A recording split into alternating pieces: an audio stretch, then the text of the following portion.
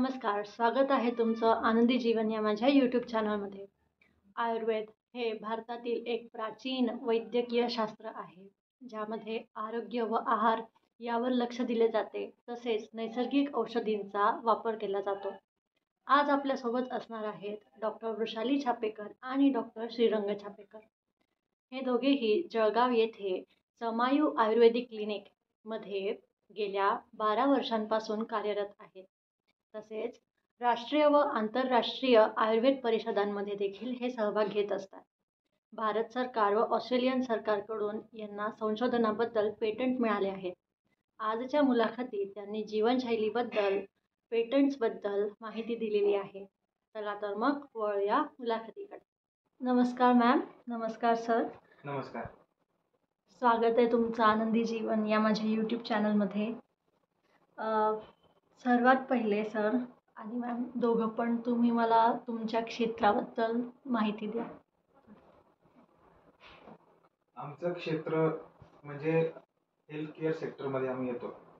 Health care सेक्टरमध्ये पण बरेचसे प्रकार आहेत.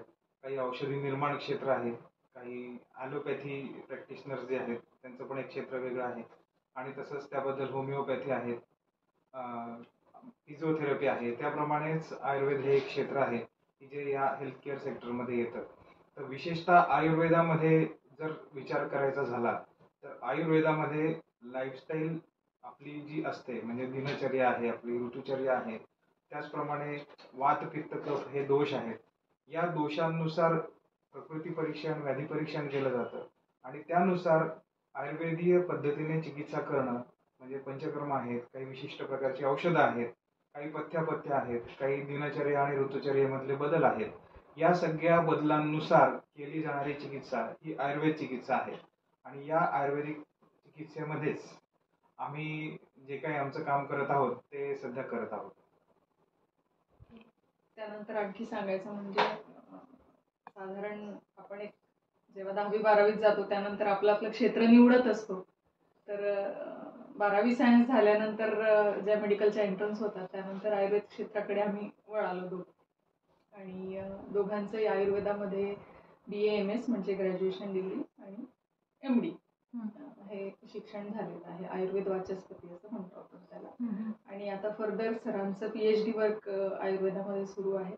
आणि मी आयुर्वेदिक MD नंतर MA योगशास्त्र अशी डिग्री संपादन केलेली आहे. आणि सुरुवातीपासून आयुर्वेदाकडेच ओढा असल्यामुळे दुसरं काही करण्याचा विचार दोघांच्याही मनात नव्हता. सुरुवातीपासून आयुर्वेदाच्याच क्षेत्रात काम करायची इच्छा होती आणि त्यानुसार काम सुरू केलं आहे. ओके मॅम, तुम्हाला रिसेंटली पेटंट मिळालं आहे, तर ते डिझायनिंग क्षेत्रात आहे असं म्हटलं होतं तुम्ही, तर त्याबद्दल थोडी माहिती सांगा. म्हणजे ते तुम्हाला ती आयडिया कशी आली आणि त्यामध्ये कसे चॅलेंजेस तुम्ही फेस केले हे पण सांगा. ओके. तत्पूर्वी कुठलंही पेटंट जेव्हा आपण फाईल करतो त्याला बरीच पार्श्वभूमी असते, कारण की पेटंटपर्यंतचा प्रवास गाठण्यासाठी आधी आपल्याला कुठली तरी समस्या भेडसावत असते. मग त्या समस्येवर उपाय शोधणं चालू होतं, मग विचारविनिमय होतो, तज्ज्ञांची मतं घेतली जातात आणि त्यानुसार मग काय योग्य कारवाई त्याच्यावर करता येईल असं आपण कामाला लागत असतो. आणि मग जेव्हा एक काहीतरी फ्रुटफुल आपल्या हातात येतं की yes this is the solution, तेव्हा मग आपण ते पेटंट करण्याकडे वळतो. सुरुवातीला त्याच्यामध्ये बराच रिसर्च असतो. तर सरांचे पण आतापर्यंत 3 पेटंट झालेले आहेत. मला रिसेंटली एक पेटंट मिळालं आहे. तर त्याबद्दल मी थोडीशी माहिती देते. जेव्हा आपण आता आम्ही आयुर्वेदाच्या क्षेत्रात काम करतोय तर क्लिनिकमध्ये औषधं साठवायला लागतात. काही औषधी चूर्ण असतात जे वेगवेगळ्या ऋतूमध्ये आपण कलेक्ट करत असतो. ज्या ऋतूमध्ये ज्या वनस्पती चांगल्या पद्धतीने मिळतात तेव्हा ते साठवून त्याची चूर्ण स्वरूपात आपण साठवणूक करत असतो. तर हे झालं. किंवा कंपनी पण आम्ही रन करतो. आमची स्वतःची मॅन्युफॅक्चरिंग कंपनी आहे श्री ब्रह्मचैतन्य आयुर्वेद नावाने. तर तिथे पण आपल्याला भरपूर प्रमाणात औषधांचा साठा ठेवावा लागतो. आणि कित्येकदा असं होतं की वातावरण बदललं किंवा पावसाळा सुरू झाला तर मग जंतू लागतात किंवा कंटॅमिनेशन होतं, मग ती चूर्ण खराब होतात, मग योग्य त्या पोटेन्सीमध्ये ती काम करू शकत नाही. तर अशा समस्या बऱ्याच मॅन्युफॅक्चरर्सना आणि आयुर्वेदिक वैद्यांना भेडसावत असतात. यावर काय सोल्युशन काढता येईल तर याबाबत आमची जी काही टीम आहे आयुर्वेदाची, त्यामध्ये काही फिजिशियन्स आहेत, जे प्रॅक्टिशनर्स आहेत, काही प्रॉपरली मॅन्युफॅक्चरिंग क्षेत्रात काम करणारे आहे, काही फिजिक्सचे हे आहेत, केमिस्ट्रीशी रिलेटेड काही लोक आहेत. अशा सगळ्यांची मतं घेऊन आम्ही एक डिझाईन तयार केलं मशीनचं, की जे आयुर्वेदिक चूर्णांना त्यांची लाईफ वाढवू शकतं. म्हणजे स्पेसिफिक पद्धतीने ते ड्राय करते, त्याला फ्लुइडाइज्ड बेड असं आपण म्हणतो. कारण की फ्लुइड जसं म्हणजे लाटा जशा पाण्यावर तयार होतात तशा पद्धतीने चूर्णाच्या वर प्रक्रिया करून 360 डिग्री त्याला ड्राय करण्याचा प्रयत्न या डिझाईनमध्ये केला जातो.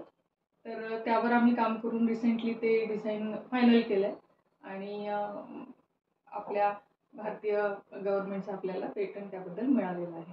मला वाटतं सर पण त्यांच्या पेटंटबद्दल बोलतील. हाच पंधा थोडासा धरून बोलतो. ओके. तर त्याच्यामध्ये हे जे फ्लुइडाइज बेस्ड हा जो प्रकार आहे त्याच्याच सारखा एक युव्ही बेस्ड पण एक प्रकार असतो. म्हणजे अल्ट्रा व्हायोलेट जे रेज असतात, असे जे रेज असतात ते वेगवेगळ्या अँगलने जेव्हा आपण एखाद्या गोष्टीवरती टाकतो तर त्याच्यानुसार पण ते ड्रायिंग होण्यासाठी किंवा चूर्ण ड्राय होण्यासाठी, त्यात डिसइन्फेक्शन म्हणजे जे इन्फेक्शन आहे ते निघून जाण्यासाठी हे वेगवेगळे बदल त्याच्यामध्ये घडत असतात. तर त्याला आपण 360 डिग्री मधनं हा जो लाईट असतो हा सगळीकडे आपल्याला टाकला जातो आणि 360 डिग्री मधनं टाकला गेला असल्यामुळे कुठल्याही प्रकारचे अँगल असा राहत नाही पार्टिकलचा की जेणेकरून त्याच्यावरती ते रेज पडलेले नाहीये. त्यामुळे सगळा भाग जो असतो तो इन्फेक्शन रहित होतो आणि त्याची पोटेन्सी पण वाढते आणि प्लस त्याला स्टोरेजला पण अजून आपल्याला चांगल्या पद्धतीने आपल्याला त्याला स्टोअर करता येतं. तर अशाच प्रकारचं एक बेस्ट मशीन हे जे आम्ही तयार केलं होतं, या मशीनच्या अगोदर त्याला मला त्याच्यासाठी पेटंट मिळालं होतं आणि ते ऑस्ट्रेलियन गव्हर्नमेंटचं मिळालं होतं. तर त्या ऑस्ट्रेलियन गव्हर्नमेंटने याची आमच्या क्षेत्राची आणि संशोधनाची दखल घेऊन त्यांनी आम्हाला हे पेटंट दिलं होतं आणि हे पण याच प्रकारातलं एक पेटंट आहे. आणि दुसरे जे 2 पेटंट आहेत ते प्रॉडक्ट बेस्ड पेटंट आहेत. म्हणजे जेव्हा आपण कुठल्याही प्रकारचा प्रॉडक्ट आपण जेव्हा बाजारात आणतो तेव्हा ते बाजारात आणल्यानंतर ह्या प्रॉडक्टमध्ये कोणत्या कोणत्या प्रकारचे बेनिफिट्स आहेत किंवा कुठल्या कुठल्या प्रकारे हे वापरलं जाऊ शकतं त्याच्या अनुषंगाने आम्ही या पेटंट करता अप्लाय केले होते. तर हे जे 2 प्रॉडक्ट आहेत ते आपल्या अगदी नेहमीच्या वापरातल्या गोष्टींचे आहेत. त्याच्यामध्ये आपला जो रक्तशाली आपण त्याला म्हणतो, म्हणजे 60 दिवसांमध्ये तयार होणारा लाल तांदूळ, त्याला रक्तशाली म्हणतात. शाली म्हणजे तांदूळ आणि रक्त म्हणजे लाल. लाल तांदूळ आणि हिरवे मूग जे आपले असतात, जे आपण नेहमी जे मुगाची डाळ आपण त्याची वापरतो, ते हिरवे मूग या दोघांपासून तयार केलेले विशिष्ट पद्धतीने आयुर्वेदिक बेस वापरून तयार केलेले रेडी टू मिक्स किंवा रेडी टू ईट सूप्स आहेत.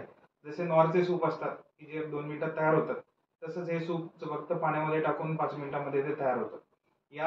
याला एक आयुर्वेदिक बेस जर म्हणायचं झाला तर आयुर्वेदामध्ये भाताच्या शिजवण्याच्या नुसार, त्याला प्रक्रिया केल्या जाण्याच्या नुसार मंड, पेय आणि विलेपी या 3 गोष्टी असतात. म्हणजे भातामध्ये काही पट पाणी टाकून तयार केलेलं जे असतं त्याला मंड म्हणतात. त्याच्यापेक्षा जर जास्त पाणी टाकलं तर पेया म्हणतात. जसं आपण आजारी व्यक्तींना पेज वगैरे देतो, ती जी पेज असते ती पेज म्हणजे पेया असते एक प्रकारची. आणि विलेपी म्हणजे त्याच्यापेक्षा आणखी जास्त घट्ट. तर अशा पद्धतीने जेव्हा आपण तांदळामध्ये वेगवेगळ्या पद्धतीने पाण्याचं प्रमाण वापरून ते तांदूळ खाण्यायोग्य करतो, तर असंच हे जे सूप आहे त्याच्यामध्येही पाण्याच्या प्रमाणानुसार मंड, पेया आणि विलेपी म्हणजे पेज म्हणा किंवा सूप म्हणा किंवा घट्ट आपण जसं खातो उपम्यासारखं, अशा पद्धतीने पण तयार होऊ शकतं. तर हे एक प्रॉडक्ट आहे. आणि दुसरं त्याला मुदग युष म्हणतो आम्ही. मुदग म्हणजे मूग, युष म्हणजे सूप. मुगापासून तयार केलेले जे आहे त्याला आपण सूप म्हणतो. हे 3-4 मिनिटं आपण पाणी घालून त्याच्यामध्ये शिजवलं की नंतर उत्तम प्रकारे ते सूप तयार होतं. आणि हे तयार करण्याची पार्श्वभूमी अशी आहे की आयुर्वेदात तर हे लागतंच. वेगवेगळ्या प्रकारचे पंचकर्म प्रोसिजर केल्यानंतरही रुग्णांचा जो डाएट असतो तो हाच असतो.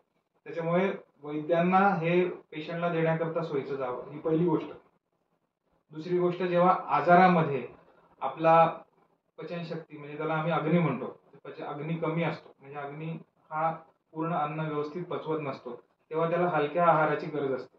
जसं बाहेर एखादा आपण शेकोटी पेटवतो तर सुरुवातीला आपण छोट्या छोट्या काड्या टाकतो आणि मग नंतर एकदा ती शेकोटी पेटली की मोठ्या मोठ्या काड्या टाकतो. तसंच आपल्या शरीरातले अग्नीचं आहे की आधी थोड्या थोड्या प्रमाणामध्ये अन्न दिल्यानंतर तो जसा पेटतो किंवा तो जसा मोठा होतो मग आपल्याला रेग्युलर आहार आपल्याला घेता येतो.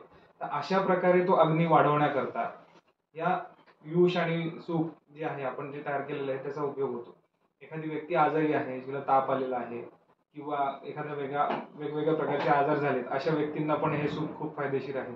बऱ्याच जणांच्या सर्जरीज झालेल्या असतात, ऑपरेशन नंतर सुद्धा रिकव्हरीसाठी हे सूप चांगले फायद्याचे असतात. किंवा ज्यांचा ट्रॅकिओस्टॉमी झालेली आहे, म्हणजे इथून श्वास नलिका देऊन त्यांना श्वास केलेला आहे, त्यामुळे बरेच दिवस त्यांना अन्न गिळता येत नाही. अशा व्यक्तींना जेव्हा नाकातून नळी टाकून अन्न दिलेलं असतं तेव्हा त्याच्यामधनं पण वापरल्या जाण्यासाठी हे 2 जे द्रव्य आहेत ते खूप चांगले काम करतात. हे जे 2 सूप आहेत ते खूप चांगले काम करतात. आणि आनंदाची गोष्ट आम्हाला अजून एक गोष्ट सांगायला आवडेल की नुकतंच एक संस्था आहे INSC म्हणून, इन्स्टिट्यूट ऑफ सायन्सेस म्हणून बंगलोरची एक संस्था आहे. त्या बंगलोरच्या संस्थेमध्ये त्या संस्थेने आम्ही याच रेड राईसवालं जे सूप आहे त्याच्यावरती आम्ही एक पेपर प्रेझेंट केला होता इंटरनॅशनल लेवलवरती की पोस्ट फिवर विकनेस म्हणजे जो आपल्याला ताप येतो त्या तापाच्या विकनेसवरती हे सूप कसं काम करतं. अशा पद्धतीने आम्ही एक स्टडी केला होता आणि त्या स्टडीला बेस्ट रिसर्च स्टडी म्हणून त्यांनी आम्हाला 2022 मध्ये त्यांच्यातर्फे आम्हाला गौरवण्यात आलं. तर अशा प्रकारे हे जे सूप आहे आणि हे जे असे जे प्रॉडक्ट्स आहेत आहाराशी रिलेटेड पण आयुर्वेदिक बेस असलेले, हे आयु आहार या कॅटेगरीच्या अंतर्गत आम्ही आमच्या श्री ब्रह्मचैतन्य आयुर्वेद या कंपनीमध्ये सुद्धा तयार करतो. याच्याच बरोबर काही पानक आहे, जसं खजुरापासून तयार केलेलं औषध आहे किंवा चिंच वापरून तयार केलेलं औषध आहे की जे उन्हाळ्यामध्ये पण कामाचं आहे किंवा जे ॲपेटायझर म्हणून आपण वापरू शकतो किंवा पचनशक्ती वाढवण्यासाठी पण आपण वापरू शकतो. असे वेगवेगळ्या प्रकारचे जे आहार आहेत हे आयुर्वेद आहार या अंतर्गत आम्ही कंपनीतर्फे पण तयार करतो आणि त्याचाच एक भाग म्हणून आम्हाला हे 2 प्रॉडक्ट पेटंट मिळाले असं आम्हाला सांगायला आवडेल. हे जे प्रोडक्ट्स आहेत हे इझिली अवेलेबल आहेत का सगळीकडे? हां, हे प्रॉडक्ट सगळीकडे इझिली अवेलेबल आहेत आणि आमच्या वेबसाईटवरती पण अवेलेबल आहेत की जे तुम्ही डायरेक्ट घर बसल्या सुद्धा नॉर्मल व्यक्ती सुद्धा मागवू शकतात. म्हणजे या प्रॉडक्ट करता पेशंटला प्रिस्क्रिप्शनची गरज नाहीये डॉक्टरांच्या, कारण हे आहाराच्या अंतर्गत येत असणारे प्रॉडक्ट आहेत. त्याच्यामुळे डायरेक्टली आपण कुठलंही प्रिस्क्रिप्शन नसताना सुद्धा हे प्रॉडक्ट आपण घरबसल्या मागवू शकतो.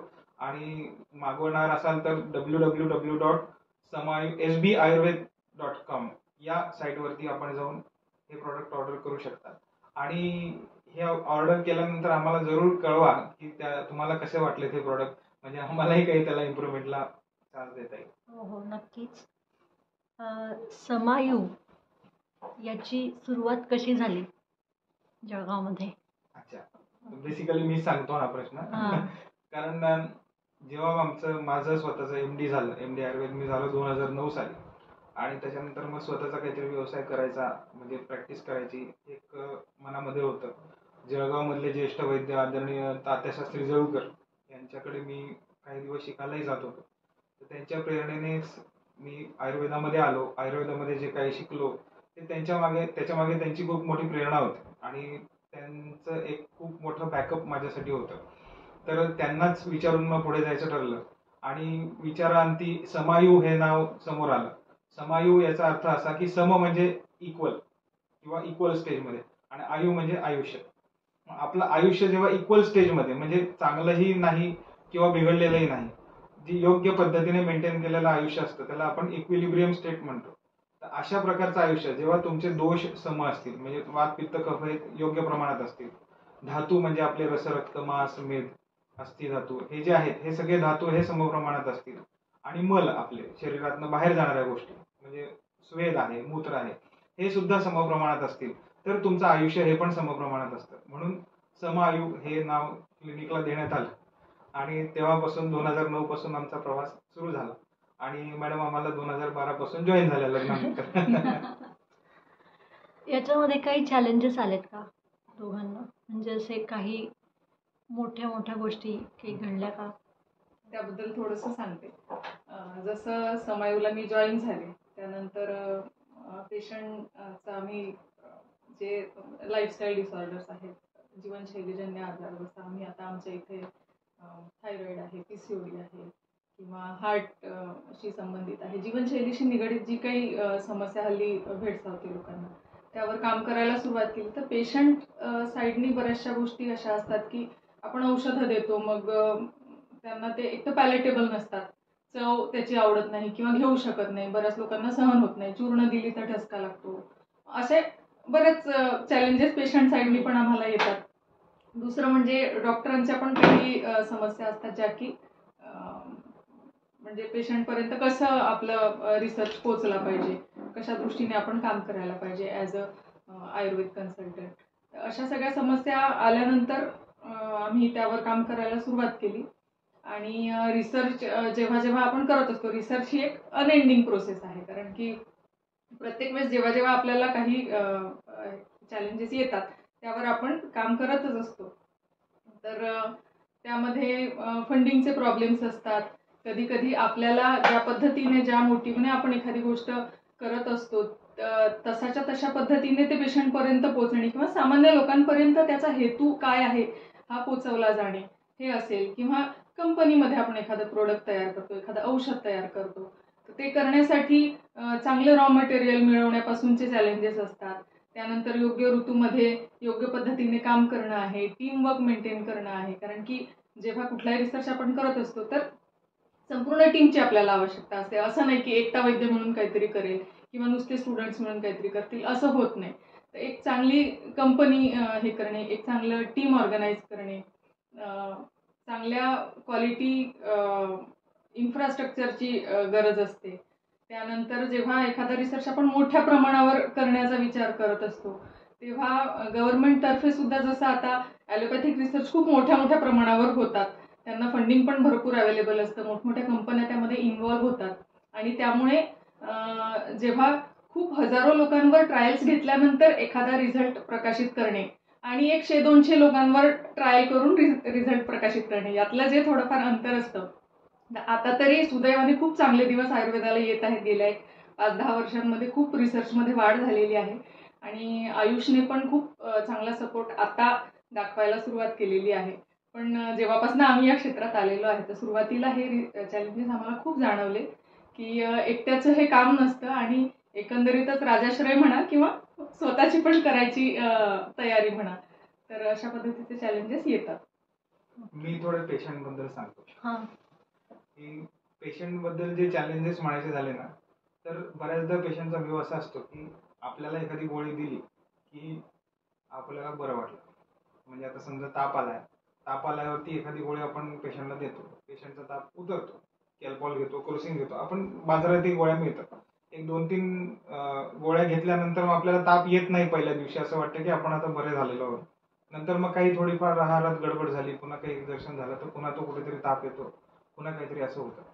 तर पेशंटचा बिलीफ असा असतो, म्हणजे असं मला जाणवलं चॅलेंज म्हणून, की समजा पेशंट जर माझ्याकडे तापाकरता आला आणि तापासाठी मी त्याला औषध दिलं, तर आमच्या आयुर्वेदाने असं लगेचच घाम येऊन ताप उतरत नाही. म्हणजे अगदी अर्ध्या तासात त्याला बरं वाटेल, बरं वाटतं, जरूर वाटतं, पण अगदीच तो ताप पूर्णपणे जाईल असं नसतं. कारण ताप आला तर आपण तापाच्या कारणाची चिकित्सा करत असतो.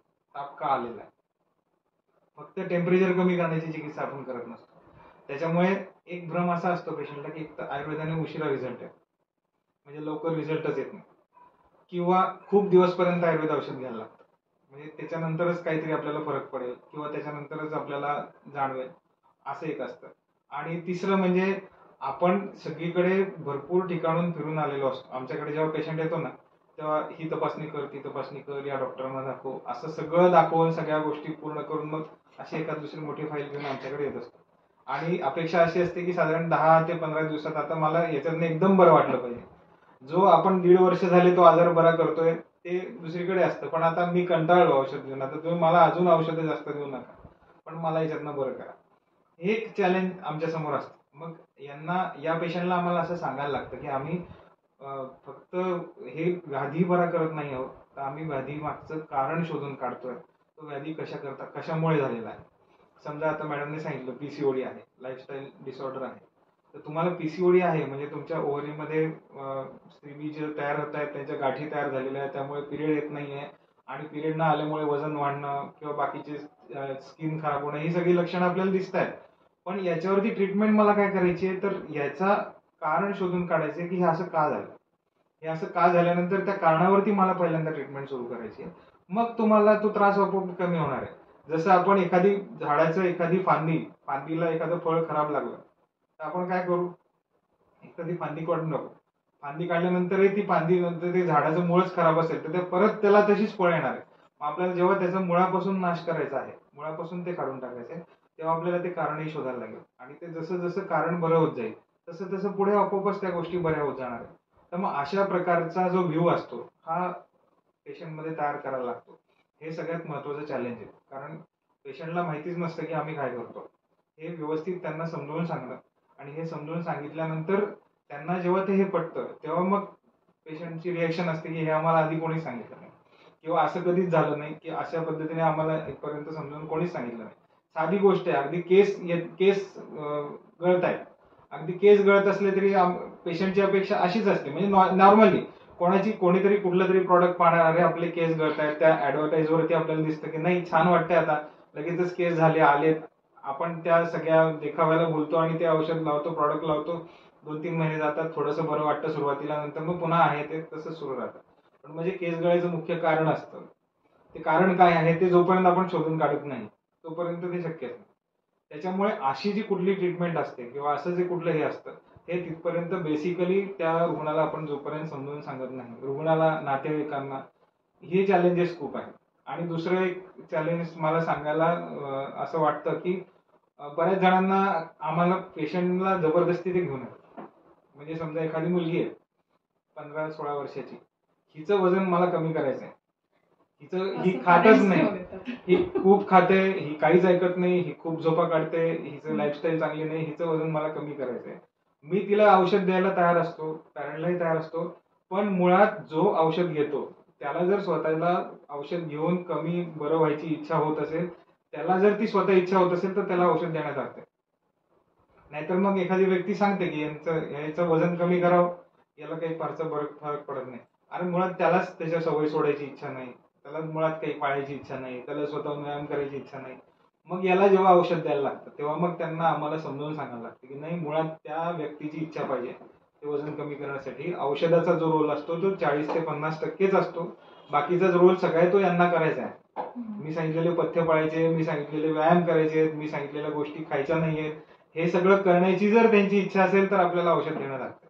नाहीतर मग ते औषध देऊन काही फारसा विशेष होत नाही. तर असे वेगवेगळे चॅलेंजेस आहेत की जे न सांगता येण्यासारखे आहेत पण ते महत्वाचे आहेत. बरोबर.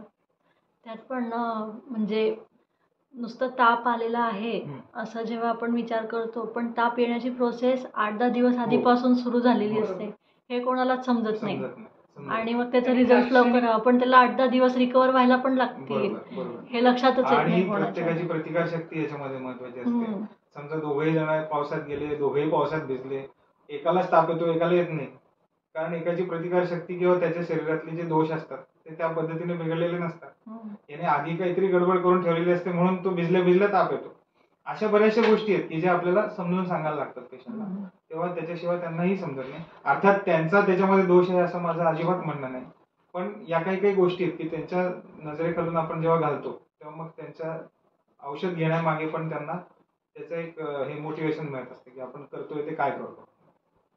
लाईफस्टाईलमध्ये काय चेंजेस केले पाहिजे, म्हणजे लाईफस्टाईल जे हेल्थ इश्यूज आहेत तर ते कमी व्हावेत यासाठी काही संदेश दर्शकांना? नक्कीच नक्कीच.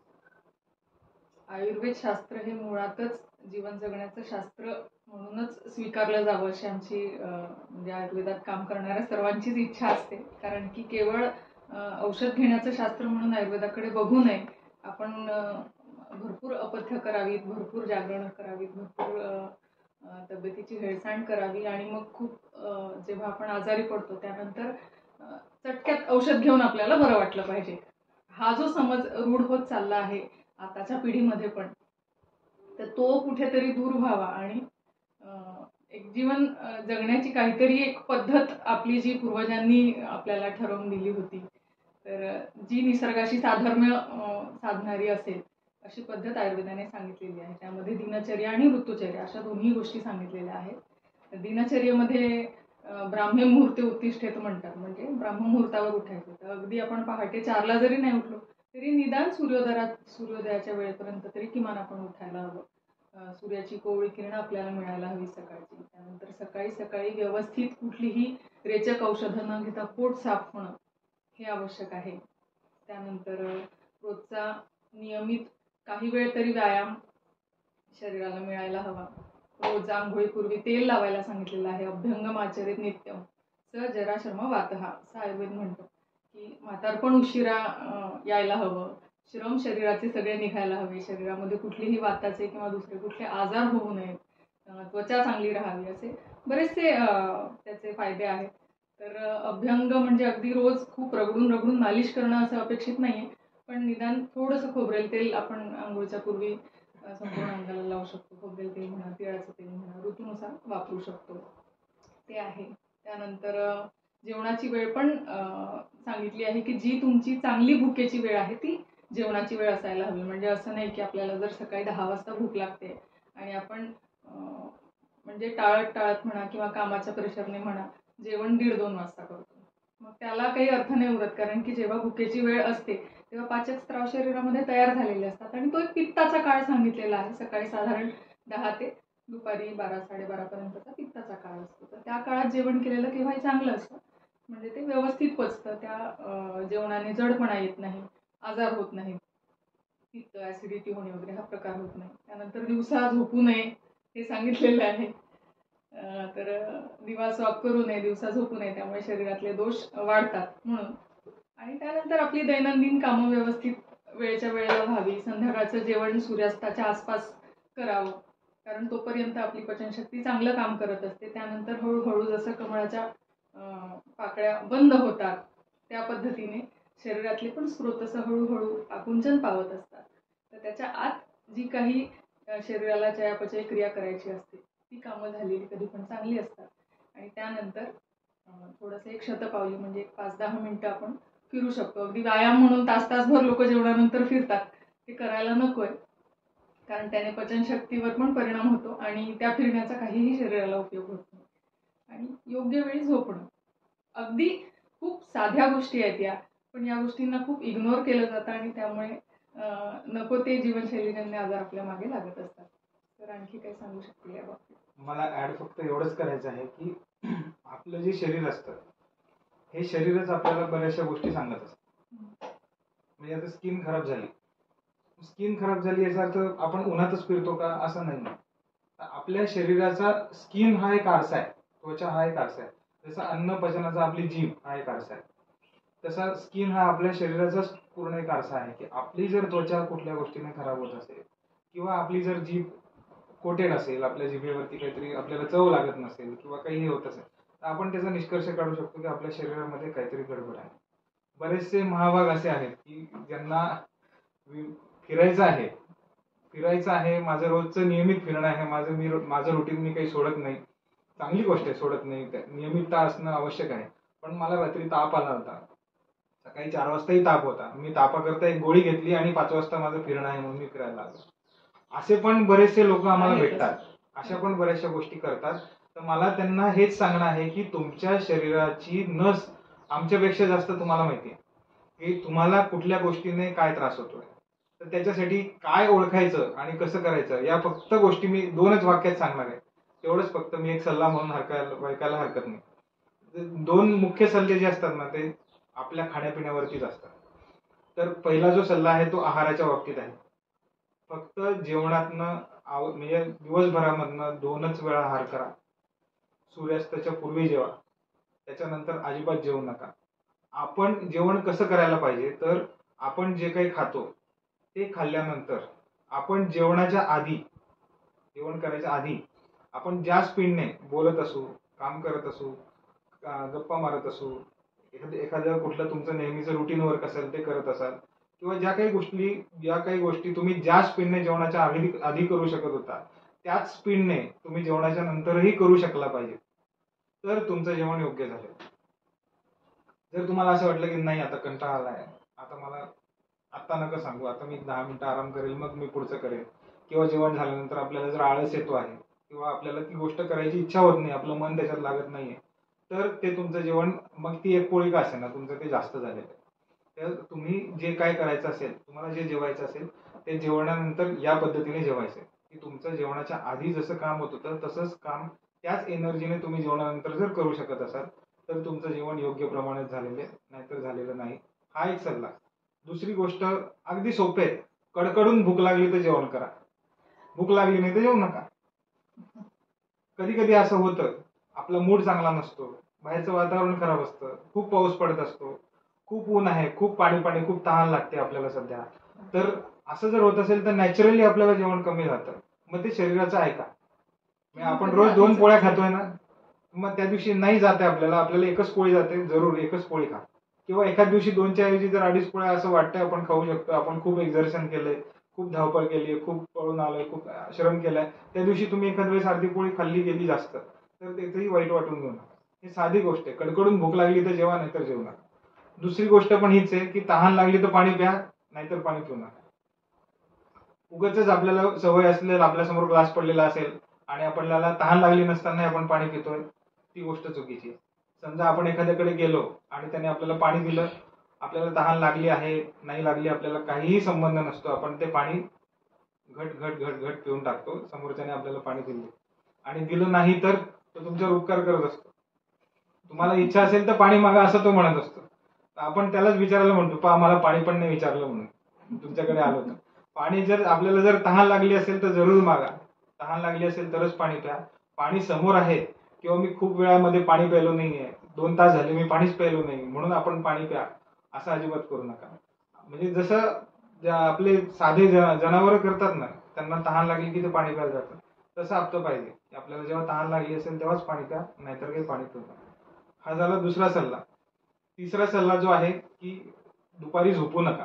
दुपारी अजिबात झोपू नका. मॅडमने सांगितलं दिवास्वाप म्हणजे सूर्य असताना झोपलं याला दिवास्वाप म्हणतात. मग सूर्य केव्हा येतो आकाशामध्ये, तर सूर्य सकाळी 6 वाजता येतो, 6-7 वाजता येतो. त्यानंतर तुम्ही जेवढा वेळ झोपताय ते तुमच्यासाठी हानिकारक आहे. त्याच्यामुळे सूर्योदयापूर्वी उठा. भूक लागली तरच जेवण करा, तहान लागली तरच पाणी प्या आणि तुमच्या अर्ध मात्रेमध्ये व्यायाम करा. म्हणजे तुमच्या कपाळावरती किंवा चेहऱ्यावरती घाम येणं किंवा तुमचे हृदयाचे ठोके थोड्या प्रमाणामध्ये वाढणं, एवढं जर तुमचं एक्झर्शन होत असेल तर त्याला अर्ध्या मात्रेमध्ये व्यायाम म्हणतो. त्या अर्ध्या मात्रेमध्ये व्यायाम करा. हे जर तुम्ही करत असाल तर तुम्हाला बऱ्याचशा गोष्टी तुम्हाला समजतील की आपल्या शरीरामध्ये काय गडबड आहे किंवा काय हे आहे. तर अशा पद्धतीने एक साध्या सोप्या गोष्टी मी तुम्हाला सांगू इच्छितो. हे आपण आवश्यक पद्धतीने फॉलो केलं तर त्याच्याने आपल्याला छान आणि व्यवस्थित तुमच्या शरीराची काळजी तुम्हाला घेता येते. बाकी मी विशेष ऍड नाही करत. अजून एक छोटीशी 2 गोष्टी मी हो. ऍड करते. मी ऋतुचर्याबद्दल बोलली होती हो, मगाशी. नक्की. दिनचर्याबद्दल झालंय आपलं हो. बोलणं. ऋतुचर्या म्हणजे जसं जसं ऋतूमध्ये बदल होतात, निसर्गात पण बदल होतात. आता ग्रीष्म ऋतू सध्या सुरू आहे. ग्रीष्म ऋतू संपला की वर्षा ऋतू सुरू होईल. मग निसर्गात पण तसे तसे बदल होत जातात. भाज्या वेगळ्या यायला लागतात, फळं वेगळी यायला लागतात. निसर्गाचं स्वरूप बदलतं. त्याच प्रमाणात शरीरामध्ये पण आपले बदल होत असतात. तर त्यानुसार प्रत्येक ऋतूमध्ये आपण कशा पद्धतीने आहार घ्यायला पाहिजे हे आपल्या जवळच्या वैद्यांना जरूर विचारा. तुमची प्रकृती समजून घ्या की तुम्हाला काय सुटेबल आहे. कदाचित असं आहे की ग्रीष्म ऋतूमध्ये खूप उष्णता असल्यामुळे आपण जास्त लिक्विड डाएट सांगतो, वेगवेगळी सरबतं प्यायला सांगतो किंवा चांगली भरपूर वॉटर कंटेंट असलेली फळं या ऋतूमध्ये येतात. तर हे निसर्गाने दिलेलं एक वरदानच असतं.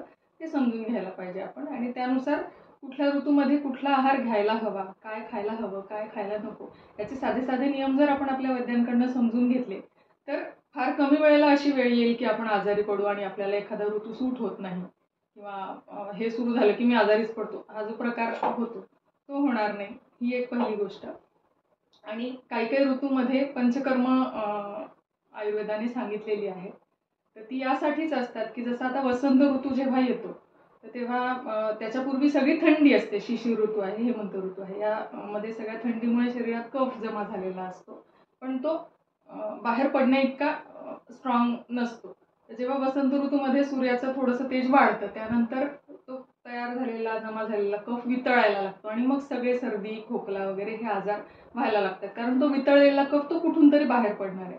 मग त्याला जर योग्य मार्गाने बाहेर आपल्याला काढायचं असेल तर मग वसंत ऋतूमध्ये वमन कर्म आयुर्वेद सांगतं की तुम्ही वमन कर्म करायला पाहिजे. मग त्यामध्ये योग्यरित्या आपण जवळच्या मार्गाने जे काही शरीरात साठलेले दोष आहेत ते बाहेर काढून टाकले तर पुन्हा वर्षभर आपल्याला ते आजार होत नाही. असंच शरद ऋतूमध्ये विरेचन सांगितलेलं आहे, रक्तमोक्षण सांगितलेलं आहे. आता वर्षा ऋतू येईल, वर्षा ऋतूमध्ये बस्ती सांगितलेले आहे. असे वेगवेगळे कर्म वेगवेगळ्या ऋतूमध्ये आयुर्वेद सांगतं.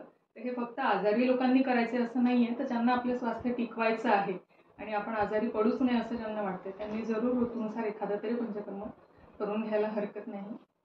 आणि दुसरा मुद्दा म्हणजे वेग जे नैसर्गिक वेग आपल्याला येतात, नॅचरल अर्जेस जे आहेत, मल मूत्र, शिंका, उलटी, असे बरेचसे जे वेग असतात ते थांबवू नका. शरीराच्या सिग्नल्सकडे, ही खूप छोटीशी गोष्ट आहे पण विशेषतः गृहिणी खूप या गोष्टींकडे दुर्लक्ष करतात, कामात असतात, प्रेशर आलेलं असलं तरी नाही नाही एवढं एक नाश्ता होऊन जातो मग जाते असं असतं, किंवा मुलांची गडबड आहे, जायची गडबड आहे, मग म्हणजे जायचं असतं, लघवीला जायचं असतं पण तरी थांबवून ठेवतात. बरेचदा असं होतं, किंवा पाळीसारखा वेग, गोळ्या घेऊन लांबवणे हा प्रकार पण, मग सणवार आहे, मग आता पाहुणे येणार आहे, मग गोळ्या घेऊन पाळीसारखा जो नैसर्गिक वेग आहे तो आपण थांबवतो. तर ह्याचे अतोनात दुष्परिणाम आपल्या शरीरावर होत असतात. आपल्याला एखाद्याला खूप ऍसिडिटी असते, रोज ऍसिडिटीची गोळी घेतात आणि पाहिजे ते खातात. असं करू नका. तुम्हाला येतंय ना, उलटीसारखं वाटतंय, ते काढून टाका ना. शरीर ते सिग्नल देते तुम्हाला की हे मला नकोय, हे मला बाहेर काढायचं आहे. तर ते नॅचरल अर्जेस कुठल्याही कारणाने दाबू नका, त्यांना मोकळं करा, तर जास्तीत जास्त आपलं स्वास्थ्य चांगलं टिकेल. धन्यवाद सर आणि मॅम दोघांना पण. तुम्ही तुमच्या बिझी शेड्यूलमधून एक छोटासा वेळ काढून मला दिला. थँक्यू. थँक्यू. जर तुम्हाला माझा व्हिडिओ आवडला असेल तर लाईक करा, शेअर करा आणि सबस्क्राईब करायला विसरू नका. धन्यवाद.